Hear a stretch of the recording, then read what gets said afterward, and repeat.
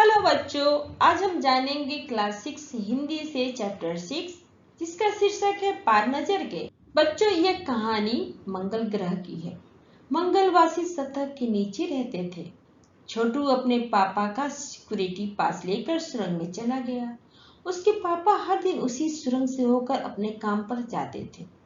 आम लोगों को उस रास्ते से जाने की मनाही थी, केवल चुनिंदा लोग ही जा सकते थे।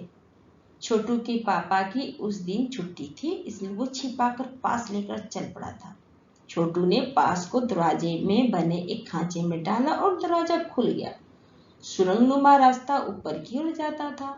छोटू आगे बढ़ा, परंतु निरीक्षक यंत्रों द्वारा पकड़ा गया।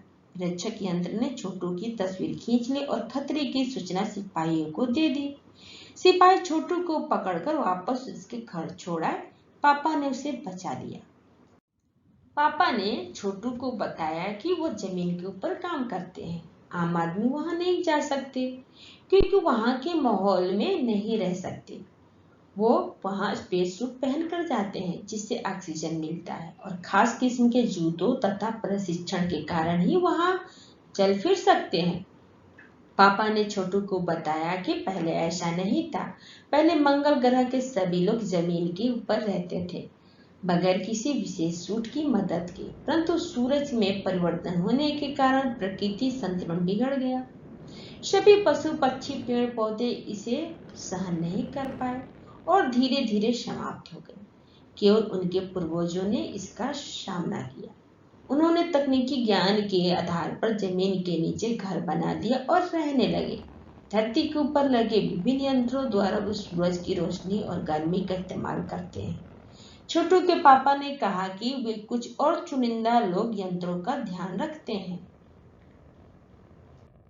दूसरे दिन उसके पापा जब काम पर गए तो कंप्यूटर से पता चला कि एक अंतरिक्ष यान मंगल ग्रह की ओर बढ़ रहा है और उसमें से एक यांत्रिक हाथ बाहर निकल रहा है। कॉलोनी प्रबंध समिति की मीटिंग बुलाई गई। अध्यक्ष ने बताया कि 2 यान मंगल की ओर बढ़ रहे हैं। कॉलोनी की सुरक्षा की पूरी जिम्मेदारी नंबर 1 पर थी। उन्होंने कहा कि उनके पास यान को समाप्त करने की क्षमता है, परंतु इससे उन्हें कोई जानकारी हासिल नहीं होगा। नंबर 2, जो कि एक वैज्ञानिक थे, ने नंबर की बात से सहमत होते हुए कहा कि अगर यान को नष्ट करते हैं तो दूसरे ग्रह के लोगों को हमारे बारे में जानकारी मिल जाएगी। नंबर 3, जो एक सामाजिक व्यवस्था का काम देखते थे, ने कहा कि अगर दूसरे लोगों को हमारे बारे में पता चला तो हो सकता है कि वो अगली बार और भी सक्षम यंत्र भेजे। इतनी देर उन्हें जानकारी मिली, यान जमीन पर उतर चुका है।